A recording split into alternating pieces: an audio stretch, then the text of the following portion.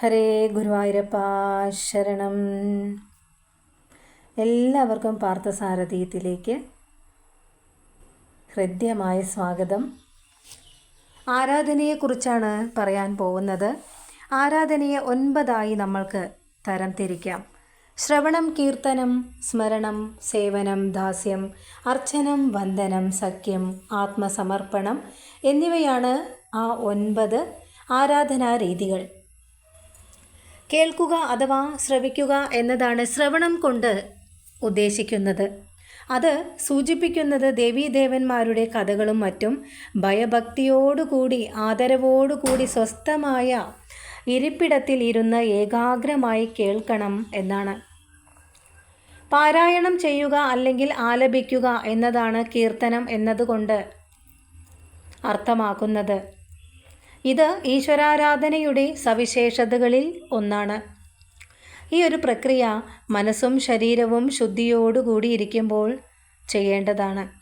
ഈശ്വരനെക്കുറിച്ച് എപ്പോഴും ചിന്തിക്കുന്നതിനെയാണ് സ്മരണം കൊണ്ട് ഉദ്ദേശിക്കുന്നത്. ഇത് പ്രഭാതം മുതൽ സന്ധ്യ വരെ മറ്റു തടസ്സങ്ങളൊന്നുമില്ലാതെ ഭഗവാനെ ഓർക്കുക എന്നതാണ്. പ്രഹ്ലാദനെ പോലെ ഈശ്വരനെ എപ്പോഴും ധ്യാനിക്കുന്നത് പരമമായ ശാന്തി ലഭിക്കുമെന്നുള്ള ആ ഒരു വിശ്വാസം കൊണ്ടാണല്ലോ. എപ്പോഴും നാം ഓരോരുത്തരും ഈശ്വരൻ്റെ ദാസന്മാരാണെന്ന് മനസ്സിൽ സങ്കല്പിക്കുക. ഈശ്വര ചൈതന്യത്തെ ശുദ്ധമായ മനസ്സോടുകൂടി ആരാധിക്കുക. ഇതിനെയാണ് സേവനം എന്ന് പറയുന്നത്. ഈ ഒരു കർമ്മം സേവനമാകുന്നത് നാം നമ്മെ ഭഗവാനെ പൂർണ്ണമായും അർപ്പിക്കുന്നുവെന്ന ആ ഒരു ബോധ്യം വരുമ്പോഴാണ്. ഈ അർപ്പണ മനോഭാവം സഹജീവികളോടും കാണിക്കണം എന്നതുകൂടി ഇതിൽ ഉൾക്കൊള്ളുന്നുണ്ട്. ഇനി സേവനത്തിൻ്റെ മറ്റൊരു മുഖമാണ് ദാസ്യം. ദാസ്യത്തിലൂടെ തൻ്റെ ജീവിതം പൂർണ്ണമായും ഭഗവത് സന്നിധിയിൽ അർപ്പിക്കുകയാണ് ചെയ്യുന്നത്. അതായത് ധനമോ മറ്റു പദവികളോ യാതൊരു ആഗ്രഹമോ തനിക്കില്ല എന്ന് നിഷ്കാമ ഭക്തിയോടുകൂടി ഈശ്വര സേവയ്ക്ക് സമർപ്പിക്കുന്നൊരു വേള. എല്ലാത്തിനും നാഥനായ ഈശ്വരൻ്റെ ദാസനാണ് താനെന്നു കരുതി അനുസ്മരിക്കുന്നതിനെയാണ് അർച്ചനം എന്ന് പറയുന്നത്.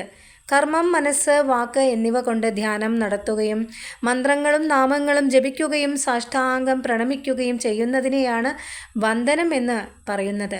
ശുഭമായോ അശുഭമായോ ഒരു വ്യക്തിക്ക് ഭഗവാൻ എന്തു നൽകുന്നുവോ അതിനെയാണ് സഖ്യം എന്ന ആ ഒരു വാക്കുകൊണ്ട് ഉദ്ദേശിക്കുന്നത്. അത് ആ വ്യക്തിയുടെ നന്മയ്ക്ക് വേണ്ടിയിട്ടാണ് എന്നാണ് വിധി. ഉദാഹരണത്തിന് ഭഗവാൻ ശ്രീകൃഷ്ണനും ഭക്ത ശിരോമണി കുചേലനും തമ്മിലുള്ള ആ ഒരു സ്നേഹബന്ധം ഒരു ഉത്തമ സഖ്യം തന്നെയാണ്.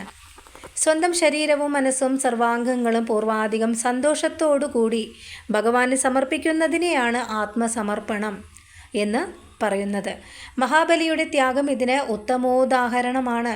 പുരാണങ്ങൾ സ്ഥിരമായും നിഷ്ഠയോടും കൂടി വായിക്കുന്നവർക്ക് ഇത്തരത്തിലുള്ള നിരവധി ആത്മസമർപ്പണങ്ങൾ മനസ്സിലാക്കുവാൻ സാധിക്കും. നാരായണ. ഹരേ കൃഷ്ണ. ഹരേ ഗുരുവായൂരപ്പ ശരണം. നാരായണ. അഖില ഗുരു ഭഗവൻ നമസ്തേ.